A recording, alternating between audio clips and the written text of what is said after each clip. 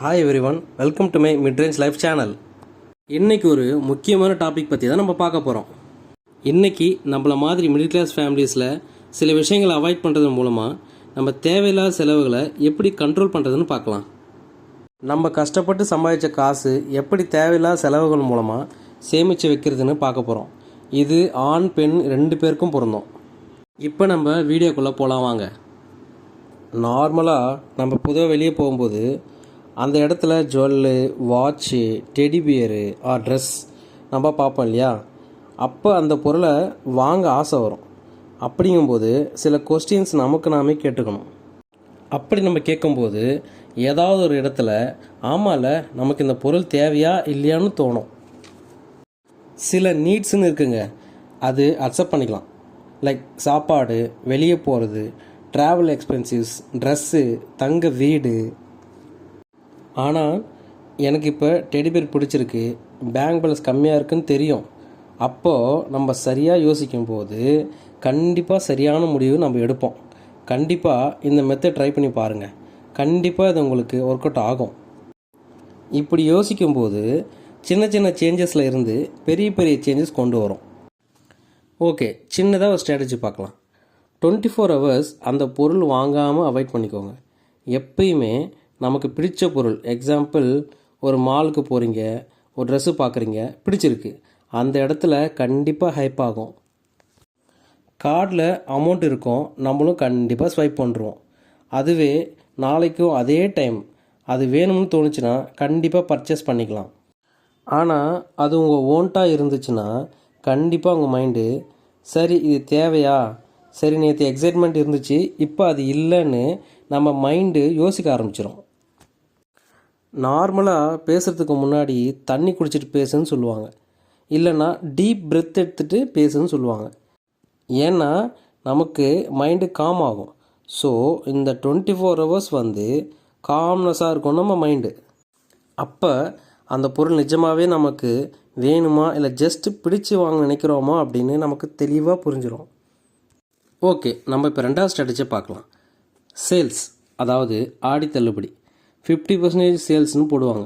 நம்ம நிறைய பேர் போயிருக்கோம், பார்த்துருப்போம். இல்லைன்னா 1800 அடிச்சுட்டு கீழே ஒரு 700 போட்டு வைப்பாங்க. இதையும் நம்ம பார்த்துருப்போம்.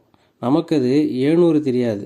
1800 பொருள் நமக்கு இப்போது 700 கிடைக்குதுன்னு ஆசைப்படுவோம். அட் த டைம் நம்ம என்ன பண்ணுவோம்? தேவையில்லாத பொருளை தேடி தேடி வாங்குவோம்.